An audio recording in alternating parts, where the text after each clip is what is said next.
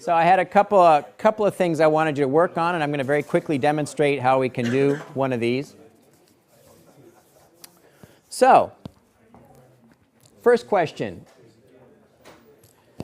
First question here, I asked you to do the MD1Q numbers. The MD1Q numbers. I don't need to do the math. You're very smart guys. You're very brilliant. I can just look at these formulas here. I can just look at the formulas and tell you what I expect the numbers to be.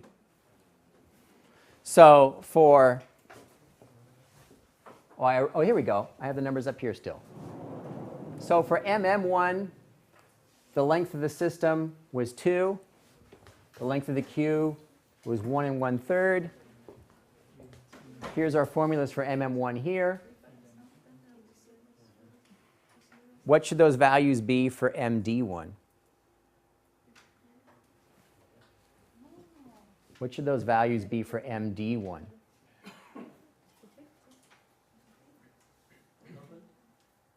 Sorry? Sorry? Which direction are they double? Which one is double of the other?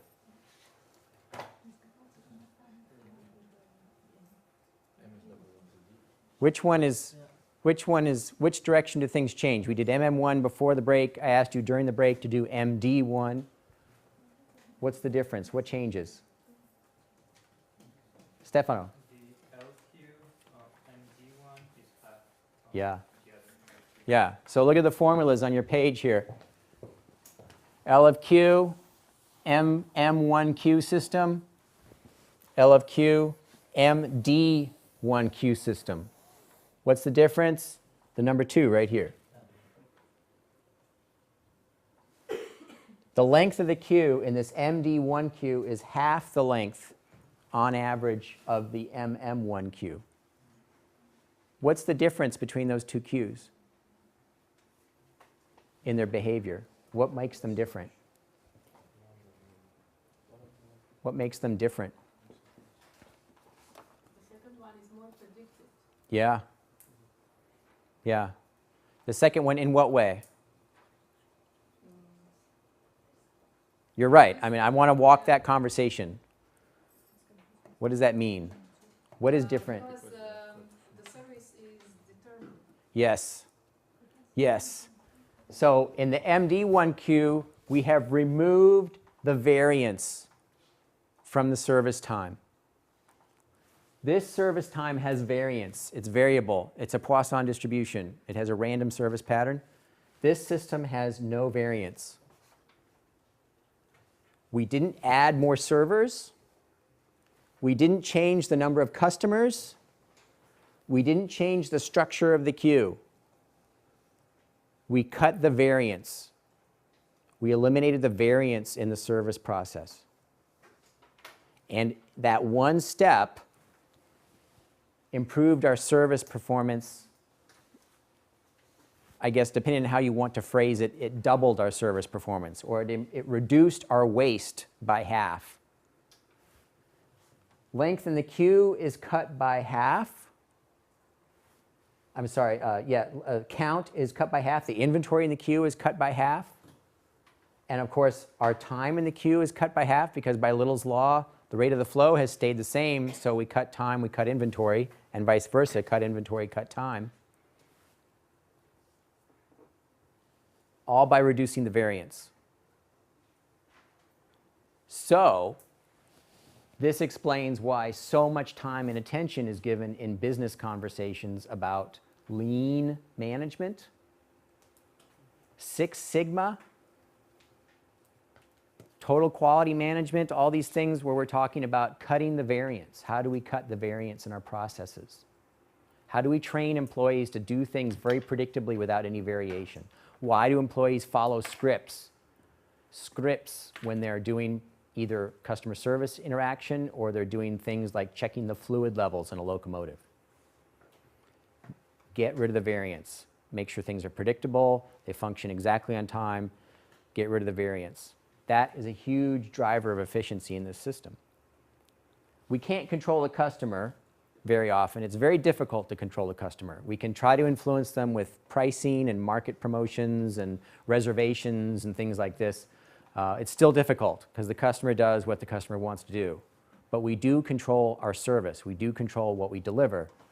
And so cutting the variance is a major, major way of improving our efficiency. From a railway management point of view, from a railway system, we want to improve the efficiency of our trains, our track system, our track blocks. So we want to cut the variance of how our trains consume track time so that the trains will more efficiently use the track blocks.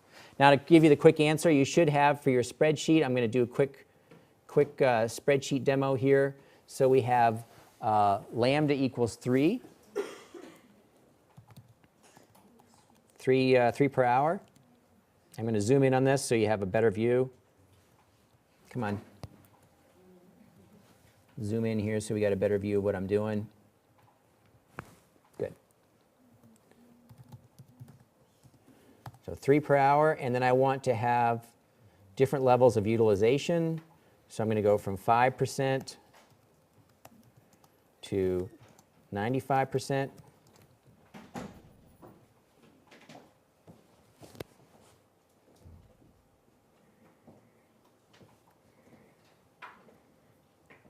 And so that means mu is going to be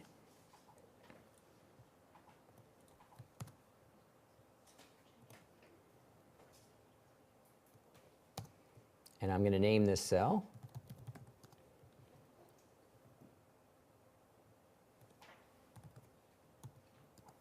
oops.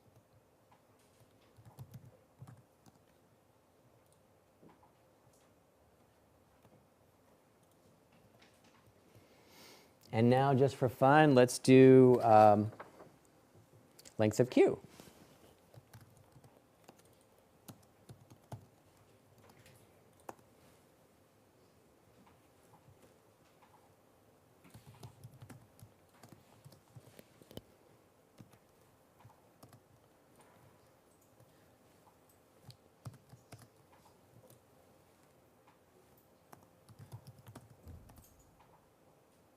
I've got this backwards.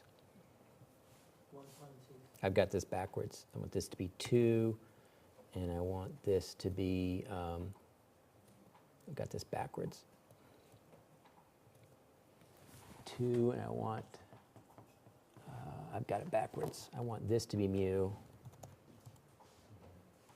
and I want this to be lambda.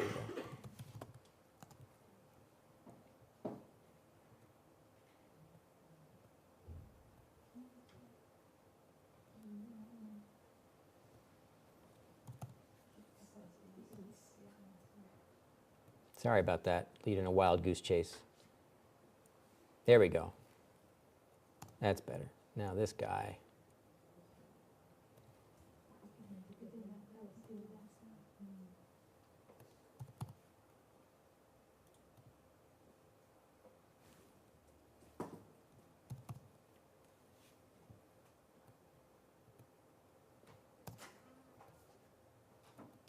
There we go. Sorry about that. Got my head tangled in the opposite direction. So mu, from the previous example in the slides, we had a service rate of 3 per hour, just for argument's sake. And these are our utilization targets. This is lambda divided by mu. So at a service rate of 3 per hour, then 5% utilization is 15.15 per hour. And then I've got the length of the queue over there on the right for MM1. And then I'm going to do the length of the queue for MD1, and of course it's going to be just half of what I just did. So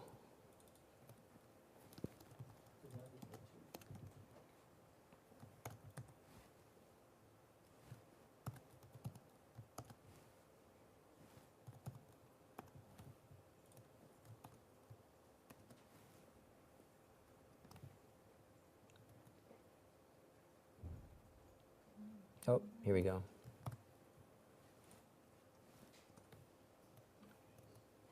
And then, of course, then insert a graph.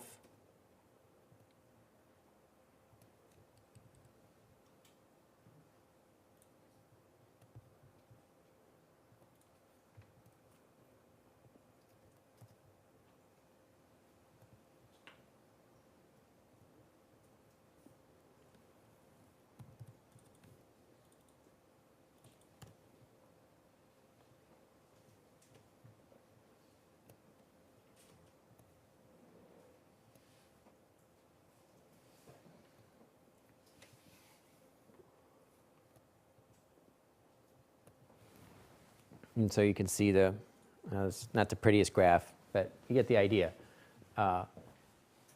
Cutting the variance out of the MD1 queue is dramatically cutting our service time, especially as we get into a higher level of utilization. This is 5%, 10%, 15%, chick, all the way down here, and then this is 80, 90% right here, and suddenly we've got a bigger and bigger gap. So cutting that variance is a big deal in improving the efficiency of the system. So why does this relate to what we're doing in railways? Well,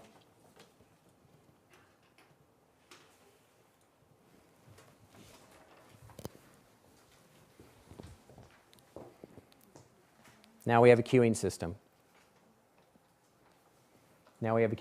This block is a resource. This is a resource. This is a resource. They have a service time. They have a service rate. These blocks can process so many trains per hour. And depending on how the network is managed, this queuing system might be closer to MD1 or it might be closer to MM1.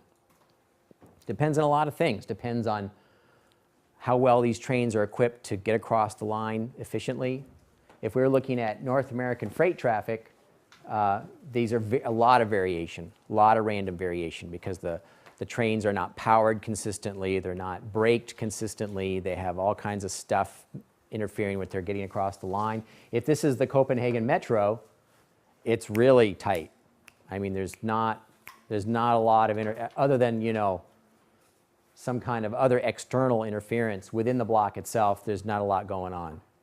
It's computer controlled, the trains are driven by computer, there's not a lot of stuff going on, so it's much less variance. So that's what we're doing here. And so we can use queuing theory, we can use simulation products to simulate the movement of trains. There are many dedicated products specifically just for simulating dispatch of railway lines. We will probably see some of that at the end of the semester.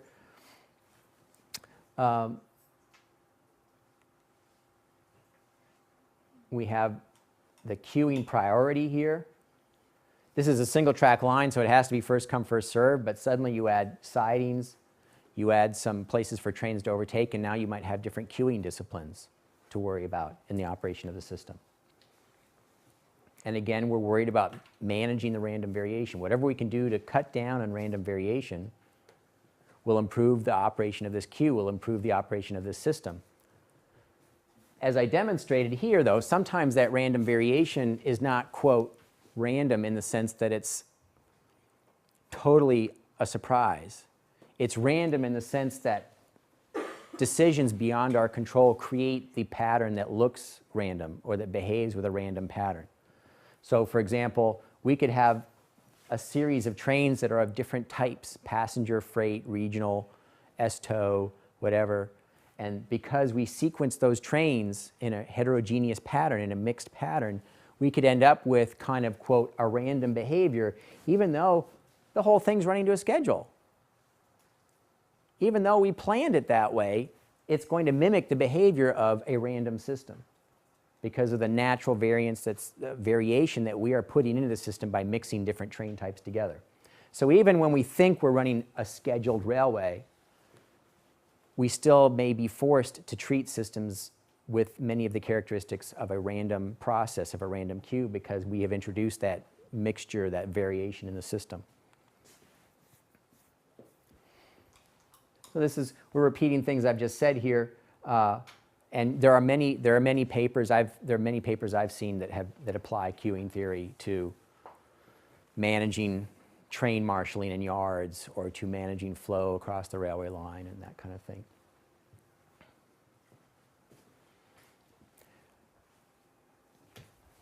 Much of what we've just learned, as we've seen, has a lot of strong assumptions about how it behaves. Strong assumptions that the population is a certain way.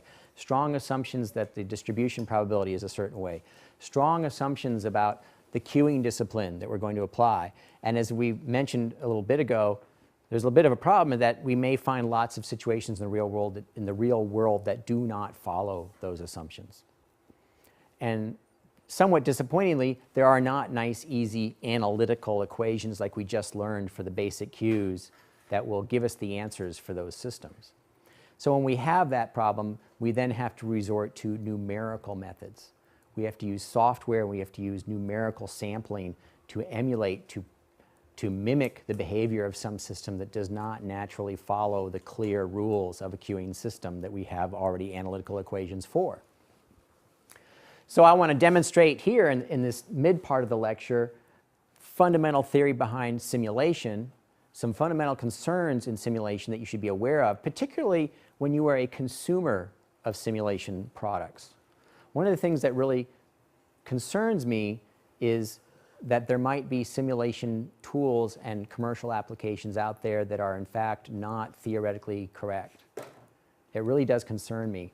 And I can actually quote you, sometime over a drink, I can actually quote you a conversation where I actually contacted the publisher of a piece of simulation software and wanted them to reveal to me how they generated the numbers in their software, and they did not want to do that.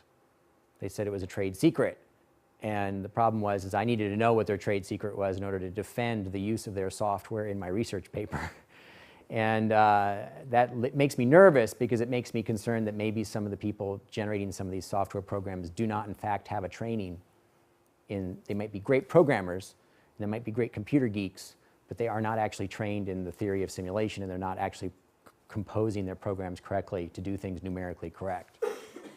So I want to present to you some of the key things that you should be concerned about in selecting simulation software, so that when you're in the position of either purchasing software or working with a team of programmers to develop some kind of a simulation package, you're at least a little bit aware of what you should be careful about in making sure that your results are numerically correct and defensible. So what we're talking about here is discrete event simulation. It's called discrete event because these guys are discrete events, right? We're talking about a discrete event. We're not talking about, as opposed to, there are simulation tools in a whole different industry that do things like simulate the flow of water, or simulate the filling of a dam, or simulate the operation of a nuclear power plant. These are not discrete processes. These are continuous processes. The water from the river flowing into the dam is not a discrete process. You can't stand there and say, oh, 1 gallon done, 2 gallons. It's not that way. It's like drip, drip, drip. It's a continuous flow of water that's continuously moving. So it's analog. It's real valued. We're looking at trains on pieces of track. These trains leave at specific times. They make movements and occupy specific pieces of track. The train itself is a discrete object. It is a train. It's not a collection of axles. It is a whole train. So these are discrete objects, whole integer objects. So we are interested in discrete event simulation. We want to simulate the discrete movement of whole objects and the exact complete movement of these things through decision processes. And trains are exactly like that. So we're doing discrete event simulation, and the most common kind of benchmark product for discrete event simulation in the commercial world is Rockwell Arena. There's another product called Simio that's kind of biting at its heels like a little puppy dog, but Rockwell Arena is the big gorilla on the block. Rockwell Arena is the big leader. Then Berkeley Traffic Controller, which I mentioned to you in a previous lecture, is in fact a discrete event simulation tool. It is only for trains. Rockwell Arena is a generic simulation package for anything you can dream up. Berkeley Traffic Controller and OpenTrack are only specifically simulation of railway trains on railway tracks. But they are all examples of discrete event simulation. So we want to talk about what this really is, how all of these products function underneath the hood. What do they really do in their engine? Well, they all have something in common. They all have a simulation clock. That is, they have, quote, simulated time. So they're running a clock and they're generating these kind of hypothetical fictitious times. And they have an event calendar. They're logging the events as they occur in a calendar. They're saying this event happened. This train entered this block at a certain time. We're going to log that in the calendar. This signal turned to red. We're going to log that in the calendar. This train stopped at a station. We're going to log that in the calendar. All these events are discrete events, and they're all logged in the calendar. And then usually the software has some kind of database that tabulates these events and can generate data such as how long did the train stop in the station? How long did the train spend on that piece of track? How long did the train stop at that siding? All of this tabulated by looking through the event calendar and tabulating the results, the output data from that event calendar. And then we have an event log. Actually, I've got these backwards. Event log is the output, is what we're tabulating from. Event calendar is events that have not yet been processed by the simulator, but are going to be processed. And we're going to see what I mean by that just here in a minute. So we have events being formulated by the calendar, and sometimes these events create other events. So for example, train stops at a station, and it occupies the platform at the station, and this creates events in the calendar that need to be processed in the future. It may create an event in the calendar that says this train will leave this platform at some time in the future. We're going to put that in. Oh, this train is going to need a signal set for it in the future. That's an event in the calendar in the future. The event calendar will queue those events up to be processed by the main simulation loop, the main simulation engine. And then after the events have passed, there'll be an event log that records them as history, that records them as have actually happened. So let me walk you through some of this. Here is a spreadsheet. I've handed this template out to you. We're going to work this. Let me pull up this sheet.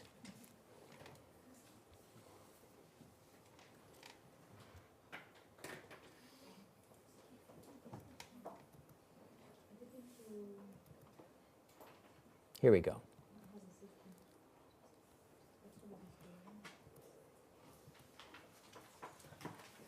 So this is a template for us to manually walk ourselves through what a real discrete event simulation program might do for a very simple example.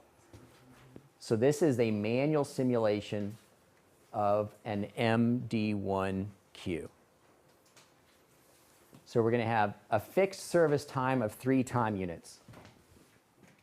Not 3 per hour, but the actual time of the service itself will be 3.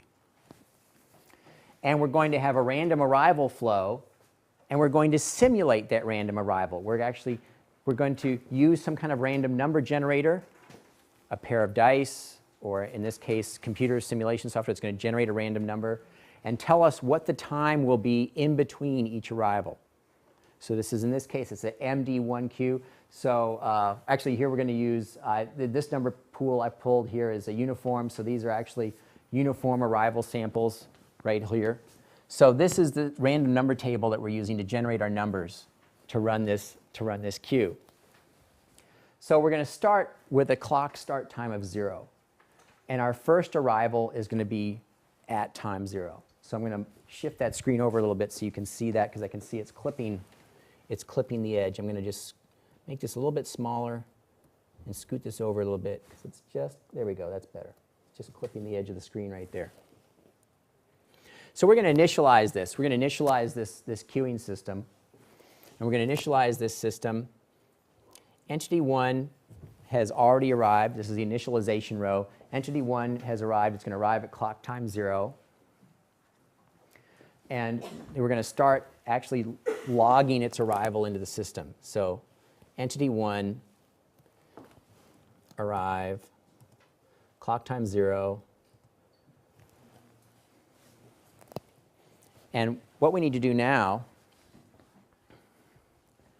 is figure out, and this is discrete event simulation software. So what the software is doing is it's saying, okay, the entity has arrived, the customer or the train, the entity has arrived in the system.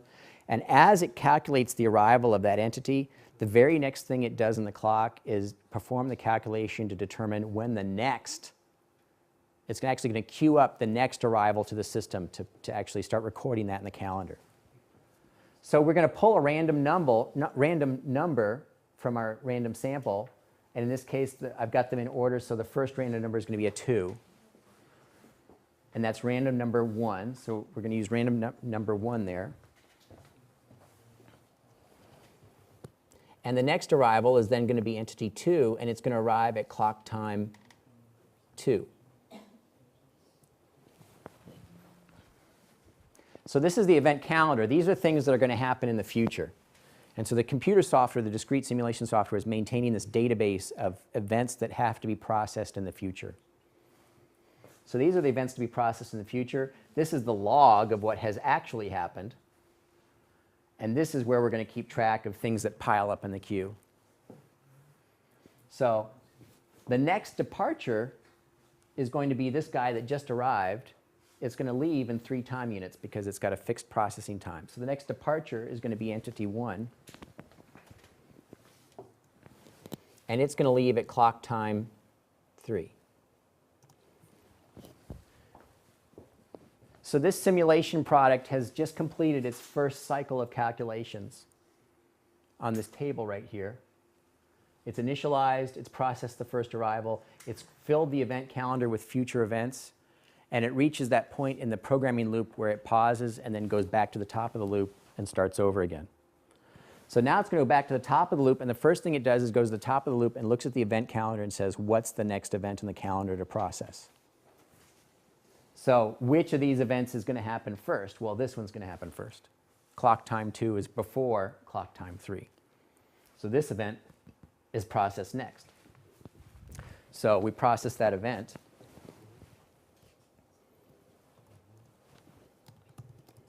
Clock time 2. And we're going to, again, set up the next arrival.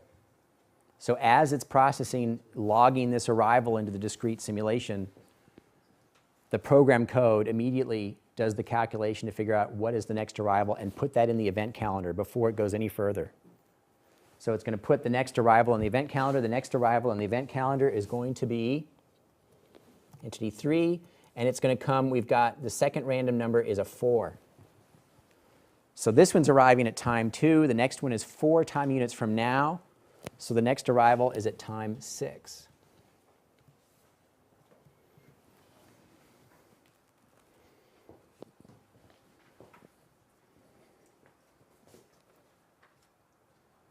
The next departure is still this guy. We're going to copy this number down. We're going to copy that number down.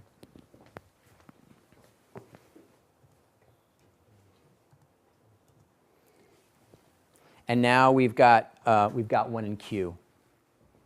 We have an entity in queue. Entity 2 is in queue. It's the service is occupied by this guy right now.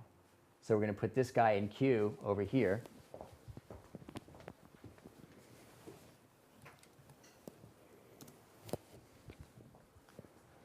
And now we've finished that loop, and we're cycling back to the top of the loop and running the loop again.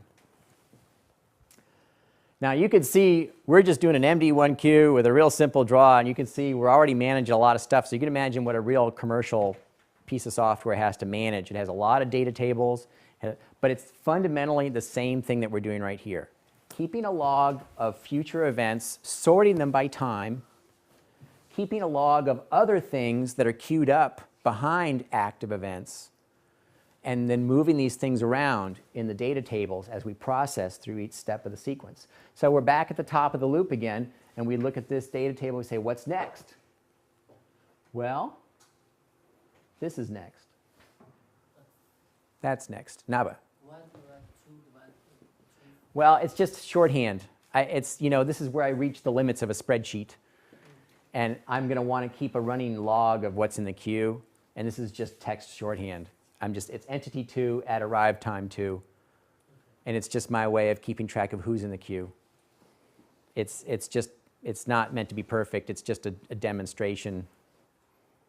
So the next event is the departure at time 3 of that first entity. So we put that into the log, into the event record.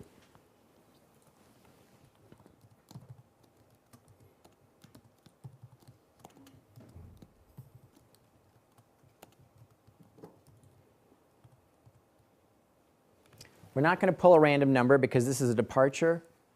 So we don't, the departures, the services are fixed time intervals, so we're not drawing a random number for the service cycle. So there's no random number being drawn. We're just going to copy values down.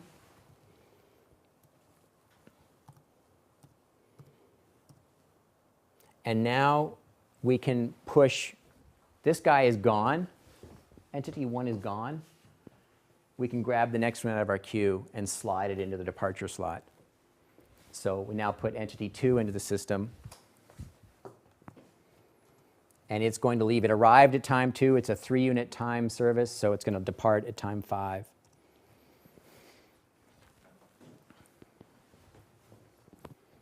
And then we look at this, and we're back up at the top of the loop again. We're back up at the top of the loop. We move this guy into the departure slot. This person has not arrived yet. We're looking at this row and saying what gets processed next. This is next. And so I'll just do one more row and then we'll quit, because I think you get the point.